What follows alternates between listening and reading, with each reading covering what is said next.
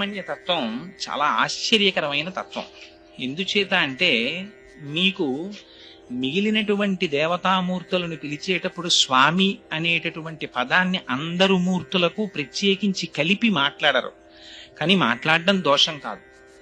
రామస్వామి అనం సాధారణంగా రామచంద్రమూర్తి అంటాం, వెంకటరమణుడు గోవిందుడు అంటాం, గోవిందస్వామి అని అనడం తప్పు కాదు, కానీ అనం సాధారణంగా కలపం. కానీ సుబ్రహ్మణ్యుడు అనం, సుబ్రహ్మణ్యేశ్వర స్వామి వారు అంటాం. ఆ స్వామి అన్న మాట సుబ్రహ్మణ్యేశ్వర స్వామి వారికి ప్రత్యేకం వర్తింపచేసి మాట్లాడతారు. అమరకోశం అని సంస్కృతంలో ఒక పుస్తకం ఉంది. అందులో స్వామి అనేటటువంటి మాటని అసలు ఒక్క సుబ్రహ్మణ్యేశ్వర స్వామి వారికి మాత్రమే చెప్పారు. ఎందుచేత అంటే ఆయన ఆ ధీర దేవసేన నాయక ఆ స్వామీ ప్రత్యేకించి గజముఖ అనుజ అని ఆ అమరకోశంలో ఆ స్వామి అన్న మాట సుబ్రహ్మణ్యేశ్వర స్వామి వారికి మాత్రమే ప్రత్యేకం చెందినది అని చెప్పారు. స్వామి అంటే సమస్తము తనది సొత్తుగా కలిగినటువంటి వాడు అని ఒక అర్థం.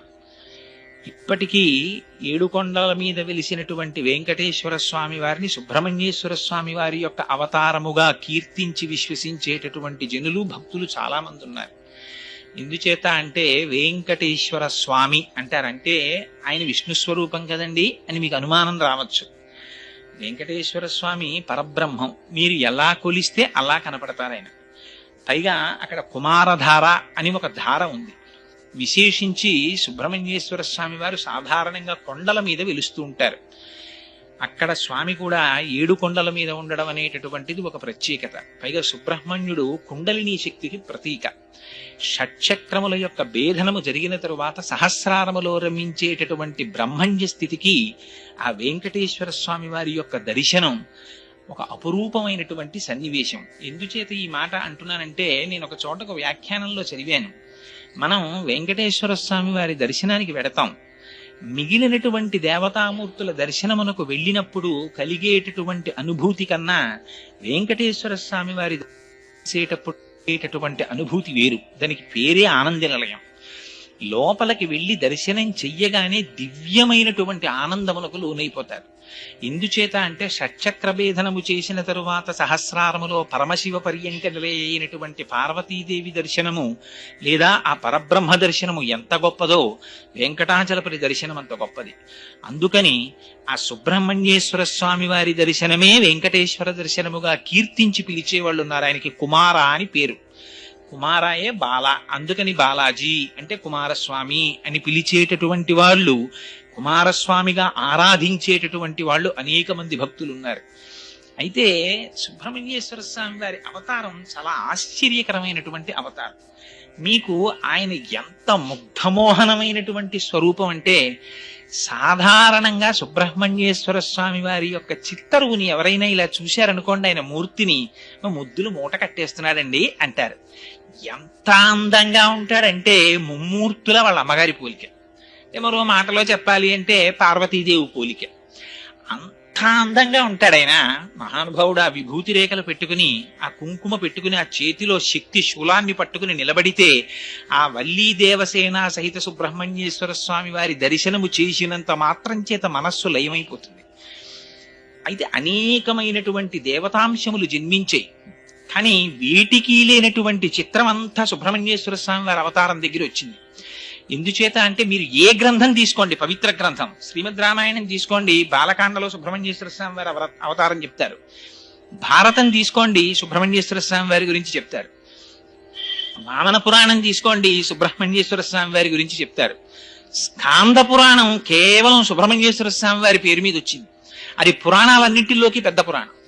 మీరు కుమారసింహం కాళిదాస కృతం ఎవరైనా సుబ్రహ్మణ్యేశ్వర స్వామి వారి గురించి చెప్తారు. ఇంకా చిత్రం ఏమిటంటే అసలు శ్రీమద్ రామాయణాన్ని రచించినటువంటి వాల్మీకి మహర్షికి ఒక గొప్ప అలవాటు. ఆయన ఏ సర్గకి ఫలశ్రుతి చెప్పరు. ఈ సర్గ చదివితే ఇదిగో ఇది వస్తుంది అని ఎక్కడా ఉండదు. మీకు అంత శక్తివంతమైన సుందరకాండకి ఫలశ్రుతి చెప్పలా వాల్మీకి మహర్షి. ఏ సర్గకైనా అందులో సీతాదేవి దర్శనం జరిగినటువంటి సర్గ పరమపావనమైనటువంటి సర్గ. అలాగే జయమంత్రం చెప్పినటువంటి సర్గ పరమపావనమైన సర్గ. మరి ఆ సర్గలలో వేటికైనా ఫలస్థుతి చెప్పారా వాల్మీకి మహర్షి? ఇవి జరిగితే ఇదిగో ఇది జరుగుతుంది అని ఎక్కడ చెప్పరు వాల్మీకి. అంతటి వాల్మీకి బాలకాండలో సుబ్రహ్మణ్యేశ్వర స్వామి వారి అవతార ఘట్టం దగ్గరికి వచ్చేటప్పటికే ఫలస్థుతి చెప్పారు. గంగావతరణానికి ఫలస్థుతి చెప్పారు. కొన్ని కొన్ని సర్గలకి మాత్రమే వేళ్ల మీద లెక్క పెట్టచ్చు, వాటికే చెప్పారు ఫలస్థుతి. అలా ఫలస్థుతి చెప్పబడినటువంటి పరమపావనమైనటువంటి గాథ సుబ్రహ్మణ్యేశ్వర స్వామి వారి అవతారం. అయితే అసలు ఆ అవతారం రావలసిన అవసరం ఏమిటి, ఎందుకు వచ్చింది అంటే దానికి కొంచెం శివమహాపురాణంలో ప్రవేశించవలసిన అవసరం ఉంటుంది. ఎందుచేత అంటే నేను ఇందాక మీకు మనవి చేసినట్టు అనేకమైనటువంటి గ్రంథాల్లో కుమార సంభవం గురించి సుబ్రహ్మణ్యేశ్వర స్వామి వారి యొక్క అవతార విశేషాలని గురించి వర్ణన చేశారు. కొద్ది కొద్దిగా మార్పులు ఉంటాయి. అయితే విశేషించి రామాయణం బాలకాండలో చెప్పబడినటువంటి కుమార సంభవం సుబ్రహ్మణ్యేశ్వర స్వామి వారి అవతారం గురించి పూర్వకాలంలో ఒక అలవాటు ఉండేది. గర్భిణీ స్త్రీలు, అందులో అడ్వాన్స్డ్ స్టేజ్ ఆఫ్ ప్రెగ్నెన్సీ అంటాను చూసారా, ఒక 5 నెలలు దాటిపోయినటువంటి స్త్రీలు ప్రత్యేకం చెప్పించుకు వినేవారు ఈ 36, 37 సర్గాల్ని. ఎందుకని అంటే అది విన్నట్టయితే దీర్ఘాయుష్మంతుడు, వీర్యవంతుడు, తేజోవంతుడు అయినటువంటి కుమారుడు జన్మిస్తాడని ఫలస్థుతి. దీర్ఘాయుష్మంతుడు లభిస్తాడు, పుత్రపౌత్రాభివృద్ధి కలుగుతుంది, స్కందలోకాన్ని పొందుతారు అని చెప్పారు. అందుకని ప్రత్యేకం చెప్పించుకునేవారు 36, 37 సర్గలకి వివరణ. అయితే అసలు సుబ్రహ్మణ్యేశ్వర స్వామి వారి అవతారం రావడానికి కావలసినటువంటి కారణాల్ని వాల్మీకి రామాయణంలో విశేషంగా వర్ణించలేదు. వర్ణించినది శివమహాపురాణంలో వర్ణించారు. అందుకని శివమహాపురాణంలోంచి క్లుప్తంగా మీకు ఆ కారణాన్ని వివరిస్తాను. పూర్వకాలంలో కశ్యప ప్రజాపతి దక్ష ప్రజాపతికి ఉన్నటువంటి 27 కుమార్తెలలో కొంతమంది కుమార్తెల్ని కశ్యప ప్రజాపతి వివాహం చేసుకున్నారు. ఆ చేసుకున్న వారిలో ఒకరి పేరు దితి. దితి అంటే ద్వైతాన్ని చూస్తుంది. రెండున్నాయని చూస్తూ ఉండడం అజ్ఞానం. ఆ ద్వైతాన్ని చూడడం దితి. ఆ దితి కశ్యప ప్రజాపతికి ఒక భార్య. దితి ద్వైతాన్ని చూస్తుంది కాబట్టి దితికి పుట్టే పిల్లలందరూ దైత్యులు, రాక్షసులు ఉంటారు.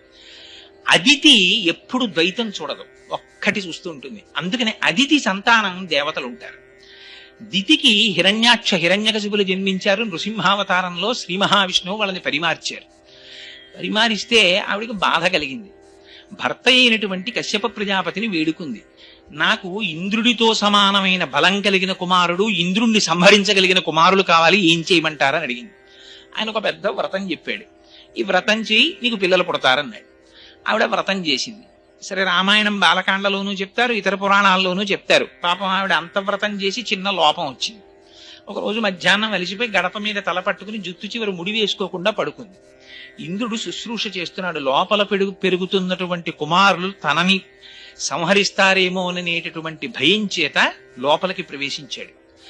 అపచారం జరిగింది కనుక తల్లి గర్భంలోకి వెళ్ళి, అదితి కుమారుడు కనుక దితి తనకి తల్లి, లోపలికి ప్రవేశించి మారుదస్యేతి గర్భం శక్రోప్యభాషత అని ఏడవకంటూ లోపల ఉన్న పిండాన్ని నరికేశాడు. నరికేస్తే వాళ్ళు ఏడుస్తున్నారు. తల్లికి తెలివి వచ్చింది, ఎంత పని చేశావయ్యా, పిండాన్ని నరికేశావా, పోన్లే వీళ్ళకి స్వర్గలోకంలో నీతో సమానమైన పదవులు ఇమ్మన్నారు. అంటే వాళ్ళు ఇంద్రుడి చేత నరకబడి ఏడవస్తున్నప్పుడు మారుదహ ఎడవకండి అనిపించుకున్నారు కాబట్టి వాళ్ళు మరుత్తులయ్యారు. వాళ్ళు స్వర్గలోకానికి వెళ్ళారు. అక్కడ ఇంద్రుడితో సమాన స్థాయిని అనుభవించారు. అరేరే, నాకు ఇంద్రుడితో సమానమైన పిల్లలు ఇప్పుడు పుట్టలేదని ఆవిడ క్లేశం కలిగింది. మళ్ళీ కశ్యప ప్రజాపతిని అడిగింది. మళ్ళీ కశ్యప ప్రజాపతితో వ్రతం చెప్పారు. మళ్ళీ వ్రతం చేసింది. ఈసారి బ్రహ్మాండమైన కుమారుడు కూడా జన్మించాడు. వాడి పేరు వజ్రాంగుడు. ఆయన శరీరం వజ్రం లాంటి శరీరం. ఆయనకి ఎప్పుడైతే అటువంటి శరీరం వచ్చిందో ఆ శరీర బలంతో దేవతల మీదకి దండెత్తాడు. ఇంద్రుణ్ణి పరవీభ్రష్టుణ్ణి చేసి, ఇంతకుముందు మా అమ్మకు గర్భాంతర్గతమైనటువంటి పిండాన్ని నరికాడు కనుక ఇంద్రుణ్ణి ఖైదు చేస్తానని తీసుకొచ్చి కారాగారంలో పెట్టాడు. దేవతలకి నాయకుడు లేడు. ఆ సమయంలో పాపం చతుర్ముఖ బ్రహ్మగారు బయలుదేరి కశ్యప ప్రజాపతి దగ్గరికి వచ్చి కశ్యప ప్రజాపతిని తీసుకుని వజ్రాంగుడి దగ్గరికి వెళ్ళారు. ఆయన ఇంద్రుణ్ణి ఖైదు చేసేమిట్రా, తప్పు విడిచిపెట్టమన్నారు. వీడు పరమపాపాత్ముడు, మా తల్లి యొక్క గర్భాంతర్గతమైనటువంటి పిండాన్ని నరికేశాడు, అయినా మీరు పెద్దలు వచ్చి అడిగారు కనుక విడిచిపెట్టేస్తున్నాను, నాకేం స్వర్గలోకాన్ని భోగించాలని కోరిక లేదని విడిచిపెట్టి ఆయన ఒక విచిత్రమైన కోరిక కోరాడు ఆ వజ్రాంగుడు. జరిగిపోయింది, నాకు అపారమైనటువంటి సత్వగుణము కలిగేటట్టుగా అనుగ్రహించవలసింది అన్నాడు. బ్రహ్మగారు ఉపదేశం చేశారు, సత్వగుణం ఆవిర్భవించింది, పరమభక్తుడైపోయాడు. అయితే బ్రహ్మగారు అంతర్ధానం చెందే ముందు వరాంగి అనేటటువంటి ఒక స్త్రీని సృష్టించి ఈయనకి ఇచ్చారు. ఈయన వరాంగిని తీసుకుని ఇంటికి వెళ్ళాడు. కొంతకాలం అయిపోయిన తర్వాత వరాంగి ఒక విచిత్రమైన కోరిక కోరింది. ఇంతకాలం నుంచి మీతో ఉన్నాను, నాకు ఒక కుమారుణ్ణి ప్రసాదించండి అని. తప్పకుండా ప్రసాదిస్తాను అన్నాడు. ఎటువంటి కుమారుడై ఉండాలి? వాడి చేష్టితముల చేత విష్ణువుకు బాధ కలగాలని ఆవిడ కోరికది. ఆయన భర్త సత్వగుణాన్ని పొందాడు, భార్య తమోగుణాన్ని పొందింది. అరేరే ఎంత మాట అడిగిందిరా, నేను ఇవాళ సత్వగుణంలో ఉన్నాను, ఇలాంటి కుమారుడు కావాలని అడిగిందని వెళ్ళి మళ్ళీ బ్రహ్మగారి గురించి తపస్సు చేశాడు. మళ్ళీ బ్రహ్మగారు ప్రత్యక్షమయ్యారు, ఏం కావాలన్నాడు. ఇగో ఎవ్వరి చేత ఓడింపబడినటువంటి కుమారుడు ఒకడు కావాలని అడిగాడు. తథాస్తు జన్మిస్తాడన్నాడు. ఆయన వచ్చాడు, వీర్యాన్ని భార్య యందు నిక్షేపించాడు. అటువంటి కుమారుడే సంభవించాడు. ఆ కుమారుడు సంభవిస్తుండగానే దిక్కులన్నట అగ్నిహోత్రం పుట్టిందిట. భూమి మించి ధూళి పైకి రేగింది. సముద్రములు నదులు కల్లోలాన్ని పొందాయి. నక్కలు పెద్ద పెద్ద ఊళలు వేసే ఊళ్ళల్లోకి వచ్చి, కాకులు గ్రద్దలు నిష్కారణంగా అరుపులు మొదలెట్టాయి. గోవుల కన్నుల వెంట నీరు కారిందిట. వాటి పొదుగుల మీద రక్తం చిమ్మిందిట. కనపడకూడనటువంటి దుశ్శకునములన్నీ కనపడ్డాయి. ఆ సమయంలో కశ్యప ప్రజాపతి వచ్చి ఆ పిల్లవాడికి తారకుడు అని నామకరణం చేశాడు. ఈ తారకాసురుడు బ్రహ్మగారి గురించి తపస్సు చేశాడు. బ్రహ్మగారు ప్రత్యక్షమయ్యారు. చిత్రం ఏమిటంటే, మీకు దేవతలు తపస్సు చేస్తారు, ఋషులు తపస్సు చేస్తారు, రాక్షసులు తపస్సు చేస్తారు. తేడా ఎక్కడుంటుందంటే, రాక్షసులు చేసేటటువంటి తపస్సు దేహాన్ని సూషింప చేసేస్తారు. వాడు చేసిన తపస్సు మీరు శివమహాపురాణంలో చదివితే ఆశ్చర్యం వేస్తుంది. వాడు ఎటువంటి తపస్సు చేశాడో తెలుసా అండి? వాడు 1000 సంవత్సరములు పొగలోకి ముఖం పెట్టి తపస్సు చేశాడు, పొగ పీలుస్తూ. 2 నిమిషాలు మనం పొగలో మొహం పెట్టలేము. వాడు 1000 సంవత్సరాలు పొగలో మొహం పెట్టి తపస్సు చేశాడు. 1000 సంవత్సరాలు బొటనవేలు మీద నిలబడి తపస్సు చేశాడు. 1000 సంవత్సరాలు చెట్టు కొమ్మ మీద నిలబడి తపస్సు చేశాడు. 1000 సంవత్సరాలు అగ్నిహోత్రంలో నిలబడి తపస్సు చేశాడు. 1000 సంవత్సరాలు నీళ్లలో నిలబడి తపస్సు చేశాడు. 1000 సంవత్సరాలు కన్నార్పకుండా సూర్యుని చూస్తూ తపస్సు చేశాడు. ఎంత క్లేశ పెట్టాడో చూడండి శరీరాన్ని. తప్పించిపోయాడు. బ్రహ్మగారి గురించి ప్రత్యక్షమయ్యారు చతుర్ముఖ బ్రహ్మగారు. ఏమి నీ కోరిక అన్నారు. వాడు ఎంత చిత్రమైన కోరికలు కోరుతారో చూడండి. ఇంత తపస్సు చేసి రాక్షసులు వాడు అన్నాడు, బ్రహ్మగారు మీరు సృష్టి చేశారు కదా, మీ సృష్టిలో ఉన్నటువంటి వాడు ఎవ్వడూ నన్ను ఓడించకూడదు. 2, నేను నిర్జింపబడాలంటే పరమశివుని యొక్క వీర్యమునకు జన్మించినటువంటి వాడి చేత నేను సంహరింపబడాలి, నాకు ఈ వరం ఇమ్మన్నాడు. తథాస్తన్నాడు. ఆయన వెళ్ళిపోయారు. ఇక్కడ వచ్చింది పెద్ద చిక్కంత. పరమశివుడికి వీర్యస్ఖలనం ఏమిటి అసలు? ఆయన మహానుభావుడు, ఆయనకి కామారి అని పేరు. మరి ఎంత గొప్ప తంటా తెచ్చిపెట్టాడో చూడండి. నిజంగా రాక్షసుడు వాడి లక్షణం ఏమిటంటే, ఎవ్వరూ చెయ్యనివి పరమశివుడు 2 చేస్తాడు. ఆయన యమధర్మరాజుని తంతాడు ఎడంకాలితోటి. అందుకని శివానంద లహరిలో శంకరులు అంటారు, వక్షస్థాడనమంతకస్య కఠినాపస్మార సంవర్ధనం బుభృత్పర్యటనం నమత్సురశిర కోటీర సంఘర్షణం కర్మేదం మృదులస్య తావక పదద్వంద్వస్య గౌరీపతే మచ్చేతోమణిపాదుకా విహరణం శంభో సదాంగీకురు అంటారు. ఎడంకాలతో తన్ని అవతల బారేశాడు యమధర్మరాజుని. చంద్రశేఖర చంద్రశేఖర చంద్రశేఖర పాహిమాం, చంద్రశేఖర చంద్రశేఖర చంద్రశేఖర రక్షమాం అంటే మార్కండేయుడు. కామారి అయి ఆ మన్మధుడు వచ్చి బాణం వేస్తే 3వ కన్ను తెరిచి కాల్చి అవతల పారేశాడు. మనం పుట్టామంటే కారణం మన్మథ బాణాలు తల్లిదండ్రుల మీద పడ్డాయి. చనిపోయామంటే కారణం యమధర్మరాజు గారు పాశం వేసి తీసేశాడు. అందుకని పరమశివుడి పాదాలు పట్టుకుంటే ఏమవుతుంది? యముడి పాశం పడదు, మన్మథ బాణం తల్లిదండ్రుల మీద పడదు. అంటే ఏమవుతుంది? వాడు పునరావృత్తి రహిత శాశ్వత శివ సాయుధ్యమును పొందుతాడు. అందుకని ఆయన 3వ కంటి మంటకి కాముణ్ణి కాల్చేసిన వాడికి కామం ఏమిటి? ఆయనకి వీర్యస్ఖలనం ఏమిటి? అందుకని అది అవదు కాబట్టి వీడు చచ్చిపోవడానికి కావలసినటువంటి వాడు పుట్టడు. అది వాడి నమ్మకం. అందుకని పరమశివుడికి వీర్యము స్ఖలనమైతే ఆ వీర్యములోంచి ఉద్భవించిన వాడి చేత నా మరణమునకు హేతు అవుతుంది అన్నాడు బ్రహ్మగారు. తపస్సు ఇప్పుడు దేవతలకు ఉన్న గొప్ప లక్షణం ఏమిటంటే, తపస్సు చేసిన తర్వాత అక్కడ తర్కం చేయరు. తదాస్త అన్నాడు, వెళ్ళిపోయాడు. ఇహ తంటా ప్రారంభం. వాడు ఇంటికి వెళ్ళాడు. వచ్చేసింది వరం. వెంటనే వాళ్ళకి జ్ఞాపకం వచ్చేది ఎవరంటే పాపం ఇంద్రుడు గుర్తొస్తాడు. వీళ్ళు గబగబా వెళ్ళిపోయాడు. వెళ్ళిపోయి ఇంద్రుడిని పదవీ భ్రష్టుణ్ణి చేసేసాడు. చేసేయగానే ఇంకక్కడి నుంచి దేవతలందరూ ప్రతి పురాణంలో మనం చదివేటటువంటి విశేషమే, అనేక కష్టాలు పడ్డారు. ఆ కష్టాలు పడి దేవతలందరూ కలిసి బ్రహ్మగారి సభకి వెళ్ళారు. అయ్యా ఎలాగయ్యా స్వామి మాకు ఎలా? వీళ్ళేమనుకున్నారంటే దేవతలు పార్వతీదేవినిచ్చి వివాహం చేస్తే పార్వతీ పరమేశ్వరులు ఇద్దరు క్రీడిస్తే ఆ పార్వతీ పరమేశ్వరులు ఇద్దరికి కుమారుడు జన్మిస్తాడని వీళ్ళు అనుకున్నారు అని పాపం వీళ్ళు ఎదురు చూస్తున్నారు. ఎదురు చూస్తుండగా అప్పటికి 100 దివ్య సంవత్సరములు గడిచిపోయి వాళ్ళిద్దరూ ఏకాంతంలోకి వెళ్ళి ఆయన తిరిగి రాడు, ఆవిడికి గర్భం రాదు. ఎక్కడ వచ్చిన గొడవరా అని దేవతలందరూ బయలుదేరారు. బయలుదేరి ఇక్కడ ఈ విషయాన్ని ఇప్పుడు శివమహాపురాణంలోంచి వాల్మీకి రామాయణాంతర్గత బాలకాండలో పొందాం. ఇక్కడ వాల్మీకి మహర్షి చెప్తారు. ఇంకిక్కడి నుంచి రాముణ్ణి ఉద్దేశించి చెప్తుంటారు ఈ కథ. అందుకని పురారామ కృతోద్యాహో నీలకంఠో మహాతపాహ దృష్ట్వాచ స్పృహయాదేవి మైథునాయోపచక్రమే అన్నారు. 100 దివ్య సంవత్సరముల పాటు పరమశివుడు పార్వతీదేవితో క్రీడిస్తూ ఏకాంతమునందుండిపోతే దేవతలందరూ సమావేశం పెట్టుకున్నారట. వెర్రి వెర్రి ఆలోచనలు పుడుతుంటాయి ఒక్కొక్కసారి ఎంతటి వాళ్ళకి. వీళ్ళకి అక్కర్లేని సబ్జెక్టు. వీళ్ళకి ఏం ఆలోచన చేశారంటే దేవతలందరూ రే పరమశివుడు అంటేనే దుర్నిరీక్షుడు కదా, ఆయనను అసలు దర్శనం చేయడమే చాలా కష్టం కదా భగవానుండి. అసలు శాస్త్రం అలాగే మాట్లాడింది. ఎందుచేత అంటే పార్వతీదేవి దర్శనం చెయ్యాలంటేనే అమ్మవారి దర్శనం అంటే అమ్మవారి పాదమునకున్నటువంటి బొటనవేలి కాలి గోటు అని వీళ్ళందరూ బయలుదేరి కైలాస పర్వతం దగ్గరికి వెళ్ళి పెద్ద ప్రార్థన మొదలెట్టారు. దేవదేవ మహాదేవ సర్వలోక హితేరత నలోకాధారయిష్యంతి తవ తేజా సురోత్తమా అని. అయ్యో స్వామి పరమేశ్వర, నువ్వు సర్వలోకములను కాపాడవలసినటువంటి వాడివి. నీకు రేతోస్ఖలనమైతే దాన్ని పార్వతీదేవి సహించలేదు. పార్వతీదేవి ఏమిటయ్యా, ప్రపంచంలో ఎవ్వరూ సహించలేరు దాన్ని.